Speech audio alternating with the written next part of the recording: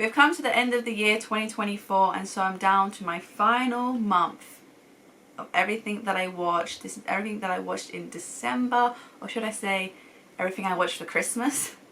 There are a few non-Christmas films in here, but obviously December's Christmas time, so that's my main focus. And of course I had a whole bunch of rewatches, but I'm not gonna put them all on this tier list. I'm just gonna have one place marker for the rewatches. And so the first rewatch I had in December was Last Christmas, because my family have this tradition where on the 1st of December we watch Last Christmas and we get Pizza Hut. We've done it for 5 years now, I think, 5 or 6 years. Whenever this film came out, we've done it since then. And because of that, it's the best. But I do just generally like the film itself. It's Emilia Clarke, a girl who's just struggling out there, trying to find like her way in life, what she wants to do, and she meets this mysterious Henry Golding. Things ensue. Michelle Yeoh is in it. She plays a character called Santa. She's probably my favourite part. But the reason I'm using Last Christmas as a placeholder for all the rewatches I did is because Patti LuPone is in this film. I am one of those people that only discovered her recently from Agatha All Along. I love that show, loved her character in it. Love her. And Patti LuPone is in this film. She has a really small cameo, but as soon as she popped up I was like, I know who you are now. Crazy. Other Christmas rewatches, I'll list them off quickly, I can't remember all of them, but Get Santa, After Christmas, Love Actually. Love Actually is my second favourite film of all time, my favourite Christmas film. What else did we watch? We watched Let It Snow, The Night Before Christmas, Jingle All the Way. My family watched that. That's our Christmas tradition for Christmas Eve. That's the film that we watch. And I can't list any more, but they're obviously the best if I rewatch them every year. Now let's get on to some new films that I watched this year. And we're going to go for a string of Netflix Christmas films, and they're all new releases this year, 2024. Let's start off with Our Little Secret. Lindsay Lohan herself. I think last year or the year before she had Falling for Christmas, and that one's better than this one. But I liked it. It's her and this guy. I can't remember his real name, but he's Ezra in Pretty Little Liars. But basically they are a couple at one point, and then they break up because they want different things. Like 10 years later or whatever, they're dating different people, but they end up at the same. Because I think the partners they now have are siblings. And so they end up like spending Christmas together, and what happens from that, I liked it, I enjoyed it. I would say it was okay-ish for these Netflix Christmas films. Let go. Hot Frosty, which is the queen of these Christmas films, Gretchen Wiener, I can't remember her real life name. By magic, a very good looking snowman becomes real. And then what happens from there? And it's definitely better than Our Little Secret. I enjoyed it more because my sister next to me was just cracking up at so many parts. It also has Charles and Doug Judy from Brooklyn Nine-Nine. I'm just saying character names from everything else. But it has them in it. They were funny. It's not bad. It's not bad. But actually a Netflix Christmas film that I did enjoy was Meet Me Next Christmas. I'm putting it in good. It's a girl meets a guy at an airport one year. At that point in time, she's in a relationship, she has a boyfriend, and so they make a deal that, oh, if we're both single, by Christmas next year, we will go see Pentatonix. Because Pentatonix is famous. No, actually, I liked some Pentatonix songs, actually, that was quite me. And what did you know? Time jump later, 1 year, her boyfriend cheats on her in her own home at Christmas time. Can you believe that? So she's trying to buy a ticket because she remembers this deal she had with this really hot guy at the airport, but she can't get a ticket because they're all sold out. So she hires a concierge to get her that ticket. They go through loads of different leaps, jumps and hoops to get there. Plot twist though. But I actually enjoyed that because it was a flip on the rom-com genre, because you know, you really think she's pursuing this one guy, but would you know, along the way maybe her heart shifts somewhere else. And then we have another Netflix Christmas film, but this isn't a rom-com film. It's a Richard Curtis, my man, who did Love Actually. He's come back for an animated film which follows loads of different kids. All their stories, they all connect.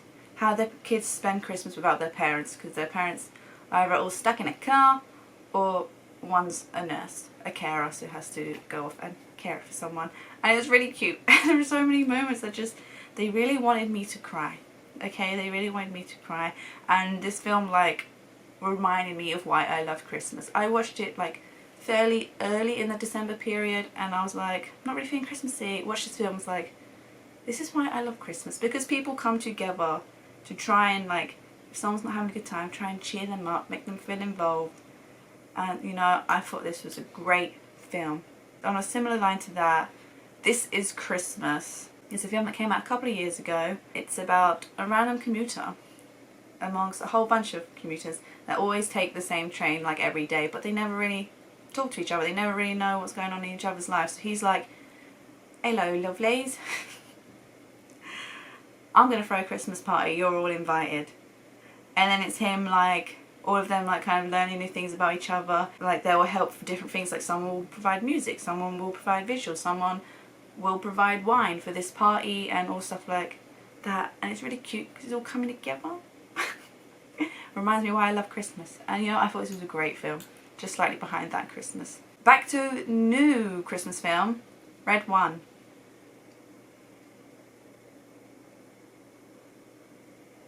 And you know what? I thought this was a good film. I'll put it behind a Netflix rom-com. I personally just don't feel like the dynamic between Chris Evans and Dwayne Johnson worked for me. They have good pairings with people in other films, but I feel like them two together just didn't work for me. I like the whole lore, the new lore aspect they had behind like Santa and Christmas and how it works and like how that magic works. Surprise drop, Kiernan Shipka's in this. Don't know if I really watched any trailers for it or if she even showed up in that. But this has been like her year. Where she just randomly shows up in films and I didn't know she was in it. She's in Twisters, Longlegs, I haven't seen Longlegs. She's in Red One. I feel like there's another film that came out with her in it, but they actually promoted her as being in it. I liked her in Red One. And you know, it really, I felt like it had the idea of having heart behind it. Dwayne Johnson like don't want to be Santa's bodyguard anymore because people don't believe in Christmas anymore. People are losing the Christmas spirit. He's lost the reason why he loved doing this job. Like it had that there, but it didn't really throw it in there enough. And like Chris Evans, he's a deadbeat dad. Oh no, he has to save his son. Complete opposite. A Christmas film that came out a couple of years ago, Violent Night. You know what? This was a great film. So unexpectedly, I liked it. It is really violent. You know, it really is a violent night. I feel like him being Santa didn't add that much to it. I thought, oh, maybe because he's Santa, like he's gonna like have some magic weapons, so he's really good at fighting. He did have fighting skills, but it also felt like a lot of it happened by happenstance. But you know what? Why not? I don't know if I'd see myself watching it again, but it was really unexpected how much I liked it, yeah? And if you don't like Christmas or celebrate it, you're free of it now, because now we're going to normal films. Christmas is done, and we're starting off with Moana 2. And you know, I thought this was a great film. I'll put it above This Is Christmas, you know? It's nowhere near as good as the original film, but it is like, it's not far behind. It's just not that close behind. And you know, I thought it was really good. Still heartfelt moments. There's a moment towards the end that I really liked. Like that was a really good character choice to end for this character. I liked how we had like different people like kind of building a team, building Moana's team, because we've got these different new personalities, aspects, and I felt like it really, for me, like it both did and didn't feel like a TV show, because it was originally a TV show that they then turned into a film. And you know, I can feel like, oh yeah, no, this aspect, yeah, this is how it would work as a TV show.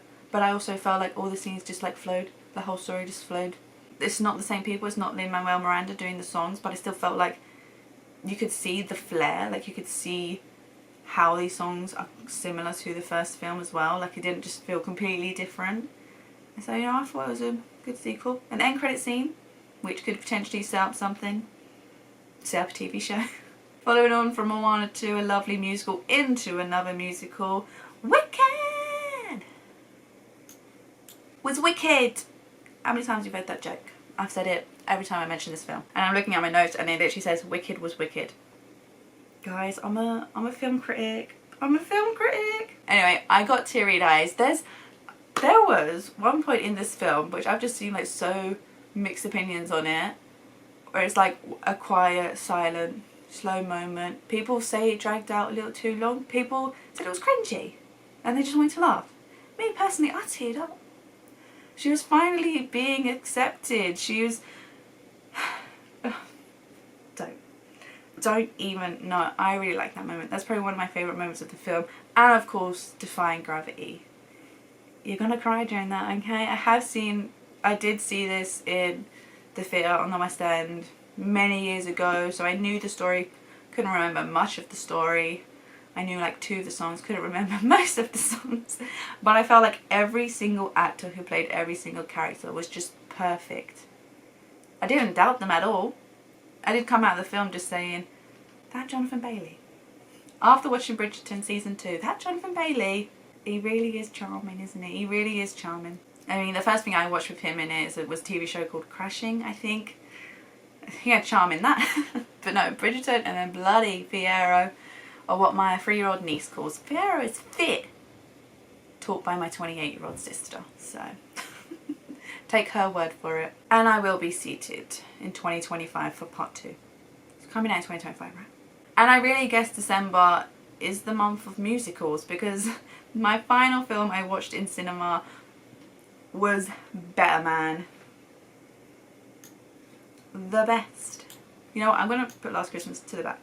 Better Man, the biopic of Robbie Williams from Take That. I really want to know if, most of my viewership is the US, so any US people out there, do you know who Robbie Williams is? Do you know who Take That is?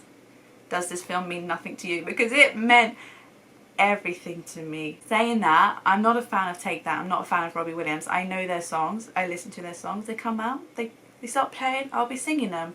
But no way did I know much about their life, or really care that much about their life. But coming out of this film, there's one scene right at the beginning, I'm gonna say this, Robbie Williams is the monkey, he is the monkey on the poster you see right there. And it's him young, because it takes us through his life, through his eras. And there's one scene where his nan is giving him a bath, and oh my god, that's when I started crying, and I didn't let up crying since then. Because he didn't want to be a nobody. He wanted to be a somebody, and that killed me. That killed me so much. And yeah, I was actually crying every other 5 minutes. Tears streaming down my face, wetting my jumper. I was holding back noises. I was about to sob. I'm in the cinema, I'm in public. There's only me, my sister and my mum, and 2 other ladies a couple rows back. Still don't want to make physical noises. It was just great how it really works. Him as a monkey really works, because I felt sympathy for the monkey. If it was a real person, seeing some of these things, because I don't like watching stuff to do with like drug abuse, alcohol abuse, all of that stuff. I don't like watching that stuff. But when it's with a monkey, I just feel really sad. And like, it just really worked. The energy this monkey has really worked for a monkey. If it was a human, maybe I think it'd probably be a little too much. Great storytelling, great cinematography, great choreography. Dancing through the streets, reading the streets, that was perfect. The song's great. I've had the playlist on every day. It was great. Not so great, but still good. Kung Fu Panda 4. I'll put it above. I'll put it at the front of good. Kung Fu Panda 4, finally watched it. Loved the first 3 films. I think it probably goes maybe 1, 2, 3, 4 or 2, 1, 3, 4. They do kind of like gradually get worse, but the second film had, not worse, get less good. Second film, so heartfelt though. And my praises for all the films are the same for this film. Poe is just hilarious. It's Jack Black, he'll always be hilarious as Poe. The dads were really good in it. I really liked their dynamic. But what I didn't like so much of this film is no Furious 5 until the very end, but no voices from them. And it's just literally the very end, it's the credits. It's the credits. And, you know, there really was potential there for the villain, the chameleon, how she takes all their powers and like changes into them. But I wish we saw more of that. We just got that in the final fight. I wanted more of that. Or more interaction with Poe throughout the film. And the new sidekick, the fox, Shen I think her name is, just didn't feel it. Not as much as Tigress or any other side character we've had. Just didn't feel it. But I still enjoyed the film because I still laughed. I still had fun. Some fight scenes were still good. Animation on par. And you know, I liked the villain. I just wanted more from her. But then we'll end with the biggest villain. JK. She's on my top. On the back of my top. The Eras Tour. I finally watched the film. We're gonna... Wow, this really is the year of musicals. We ended this year on Taylor Swift, the Eras Tour movie. Do I put it at the front? I'll put it at just there. Just in general, great added visuals when we went to each different era. Obviously that didn't happen in real life. I have seen the concert in real life. I didn't want to watch this film. This came out last 2023 October time. I think a little later, like just a couple of weeks later for the UK, but I didn't want to watch it. I have the bucket, the popcorn bucket, but I didn't want to watch the film because I was going to see the concert. Little did I know, past Paris Night 1, it's a whole new concept, baby. Not really. She cut out some songs, put some eras together, put in a new set, the Torture Pose department. So my concert is different to this film. But I finally watched it with my sisters because I went to the concert with my sisters and I did like the concert movie. And it was really nice seeing, obviously, the songs that I didn't get to see live. Long live. R.I.P. You'll be missed. The Great American Dynasty, great. Seeing Folklore and Evermore as different sets with different outfits, that was good. But yeah, she really is the moment. And crazy, I watched 13 things in December. It was meant to be. But what did I miss in December? Because there's so many things that I just never watched. And what did I miss in 2024? But what was your favourite thing that you watched this month? And what's your favourite thing that you watched this year? Because that is it for everything that I watched in December. I potentially am planning on doing a 2024 films ranked and possibly all TV shows that I watched in 2024 ranked as well. So let me know if you want to see that and let me know what I need to catch up on, what I miss. Thanks for watching this video. If you liked it, please leave a like and subscribe for more. Thanks for watching. Bye.